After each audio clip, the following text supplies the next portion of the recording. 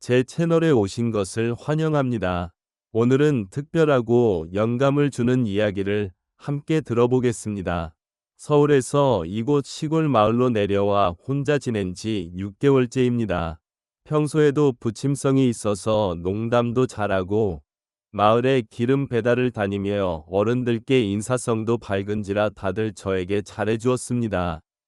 마을에는 늙은 노인들뿐이었는데 지금 이 여자는 남편의 병 때문에 요양자 내려왔다가 사별하고도 어쩔 수 없이 계속 눌러앉게 되었다고 합니다. 40대 후반의 여인인지라 잘만 하면 뭐라도 되겠다 싶었고 주변 시선들 때문에 자주 만나진 못했지만 수시로 카톡을 주고받으며 친분을 이어가고 있었습니다. 읍내 미용실에서 나오는 그녀를 발견하고 먼저 인사를 건넸습니다. 경숙 씨, 안녕하세요. 와, 이건 기회다 싶어서 일단 점심이나 같이 하자고 해서 함께 식사를 했죠. 맛있는 점심 사줘서 정말 고맙다고 하면서 다음에 기회 되면 꼭 보답하고 싶다고. 자기도 밥 한 번 사준다길래 밥 말고 술 사주면 안 되냐고 하니까 오케이 하더군요. 그 뒤로 술자리 몇 번 더 가지고 신세 한탄하는 거 좀 들어주고 서서히 가까워져 갔습니다. 안녕하세요. 저는 50대 중후반의 유부남입니다. 직업은 충청도 어느 국립공원 근처에 있는 한 시골 마을에서 작은 주유소를 운영하고 있습니다. 와이프와 아이는 수도권에 살고 있고요. 한마디로 주말 부부지요. 한 달에 2번 정도 가게를 직원한테 맡겨두고 서울 집에서 주말을 보내고 월요일 새벽에 돌아오곤 하죠. 제가 여기서 주유소를 운영하게 된 지는 이제 1년 정도 되었습니다.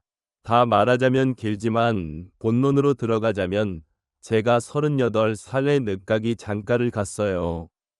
7살 연하의 어여쁜 여친을 만나게 되어 내 인생의 마지막 기회다 생각하고 연애한 지 6개월 만에 청원해서 결혼을 하게 되었는데 당시만 해도 회사 생활도 지치고 애들도 곧 있으면 고3 수험생, 학원비에 몇 회만 더 있으면 대학 등록금까지 돈 때문에 걱정이 태산이었던지라 그냥 던져본 말이긴 좋지만요. 처자식이 서울에 있고 와이프랑 애들만 두고 혼자 내려가긴 사실 어려웠지요. 그런데 며칠 후에 지인분한테서 한번 내려와서 보고 가겠냐고 연락이 오더군요.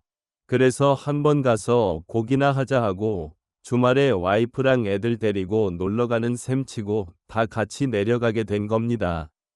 와이프한테도 대충 이야기를 했지요. 와이프는 아무리 돈이 좋더라도 가족끼리 어떻게 떨어져 지내냐며 당연히 달가워하지 않았고요. 가게는 읍내에서 좀 떨어져 있는 도로변에 있었습니다. 그리고 한적한 시골 마을에 기름 보일러와 경유 농기계 사용으로 배달이 많은 전형적인 시골 동네 상권인데 다행히 근처에 국립공원이 인접하고 있어 유동 차량이 생각보다 꽤 있더라고요. 주유 판매 마진율도 상대적으로 도시보다는 높다며 여러 가지 장점도 많은 곳이었습니다. 주인 아저씨도 빨리 가게 정리하고 싶다고 하시며 제가 하는 거니 권리금이나 보증금 없이 월세 정도만 받고 가게에 있는 물건들도 그냥 다 줄 테니 한번 해보라고 하더군요. 목돈 들어갈 필요 없이 당장 시작하면 되니 부담도 적었습니다. 나름 땡기더군요. 무엇보다 회사 다닐 때 받는 월급보다 적어도 2에서 3배는 더 벌 거라는 소리를 듣고 하기로 결심하게 되었습니다. 애들이랑 와이프 걱정도 되긴 했지만 일단 제 자신이 각박한 도시 생활에 너무 지쳐있기도 했고 이런 한적한 곳에서 돈 벌면서 지내는 것도 나쁘지는 않겠다는 생각이 들었죠. 가게를 보고 온 후 며칠 동안 와이프를 설득한 끝에 결국 저 혼자 내려가서 가게를 운영하기로 했습니다. 와이프가 좋아하는 눈치는 아니었지만 제가 계속 설득하니 결국 승낙하더군요. 그렇게 한 정도 지난 후 저는 시골로 내려와 주유소를 운영하게 되었습니다. 20에서 많게는 60여 호 정도 되는 10여 개의 작은 촌동네를 휘젓고 다니며 기름 배달을 직접 다녔는데 그래도 서울에서 대학까지 나온 사람이 시골로 내려와 기름 배달을 직접 다니냐며 동네 어른들 눈엔 좋은 사람으로 된 계기가 되었다. 동네에서는 주유소 김 사장이라고 불러주었는데 그렇게 시골에서 홀로 지내다 보니 시장이 반찬이라고 자연스레 동네 혼자 사는 아주머니들한테 눈길이 가더군요. 그러던 중에 올해 봄에 아랫동네에 기름 배달을 하러 가서 한 아주머니를 만나게 되었는데 이런저런 얘기를 하다가 이곳에 와서 곧 아주머니들 중에 가장 어려 보인다고 했더니 올해 48살이랍니다. 알고 보니 근처 마을에선 가장 막내였습니다. 일 마치고 나오려는데 그녀가 저를 바쁘지 않으면 점심이라도 먹고 가라고 하길래 함께 점심을 먹었습니다. 그런데 그녀가 밥상을 차려와서는 제 옆에 앉더군요. 밥 먹고 있는 저에게 파지에서 혼자 지내면 힘들진 않느냐. 뭐 먹고 싶은 거 있으면 해줄 테니 말해라 뭐 그런 말들을 하더라고요. 자기는 남편이 암으로 죽고 혼자 산 지 1년째라며 그러면서 처지가 비슷하다며 토닥토닥 하는 겁니다. 그리고 밥 다 먹고 나오는데 아주머니가 한다는 말이 혹시 자기 심심하면 주유소에 놀러 가도 되냐고 묻더군요. 전 아무 말 없이 웃으면서 오른손을 들어 오케이 사인을 했습니다. 솔직히 그녀도 나도 서로에게 관심 있다고 의사표현을 한 거였죠. 그렇게 며칠이 지난 어느 날 비가 부슬부슬 내리는 밤 손에는 밑반찬 몇 가지를 바리바리 들고서 아랫동네 그 아주머니가 주유소로 찾아왔더군요. 김 사장 집에 있어요? 벌써 시간은 11시가 넘었는데 밖에서 부르는 소리가 들렸다. 문을 열어보았더니 그것은 다름 아닌 며칠 전 기름 배달 갔던 아랫동네에 혼자 사는 아주머니였던 것이다. 아니, 늦은 시간인데 웬일이세요? 일단 들어오세요. 혹시나 누군가한테 들키기라도 할까봐 얼른 집 안으로 들어오라고 했다.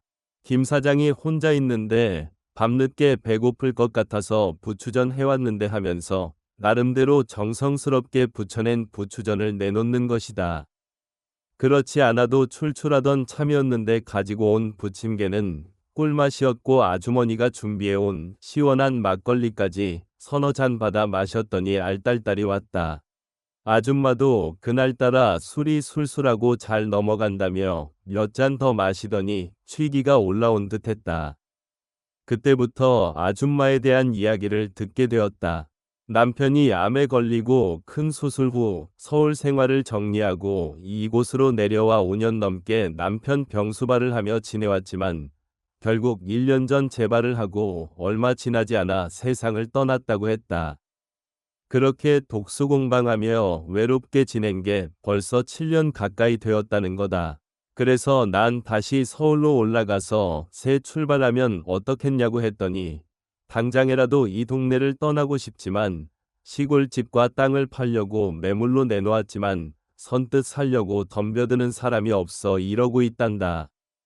그 얘기를 듣고 있자니 무언가 내 맘 한켠이 짠하면서 불쌍하고 애처롭던 생각마저 들었고 그녀에게 내가 조금이라도 힘이 되어주고 싶어졌다. 결국엔 몇 개월 지나지 않아 그녀와 바람이 나고 말았다. 유부남인 거 뻔히 알면서 6개월을 만났습니다. 혹시 이혼할 생각 없느냐는 그녀의 물음에 나는 그런 생각 없으니 날 만나는 거면 2번 다시 연락하지 말라며 헤어지자고 했지만 아니 그냥 해본 소리인데 무슨 그런 심한 소리냐고 이렇게 지내는 것도 자긴 너무 행복하다고 하는데 그 말을 들으니 그녀를 좋아하는 내 맘도 적지 않은데 내가 너무 심한 말을 했나 후회스럽기도 했습니다. 저는 여지껏 정의롭고 의미 있고 남자답고 가족에 대한 책임감이 엄청난 줄 알았는데 그녀와 알고 지낸 뒤부터는 모든 게 달라져 버렸어요. 이곳에서 시골 생활을 계속하는 한 그녀와의 인연을 끊어내긴 힘들 것 같은데 저는 어떻게 하면 좋을까요? 제 채널에 오신 것을 환영합니다. 오늘은 특별하고 영감을 주는 이야기를 함께 들어보겠습니다.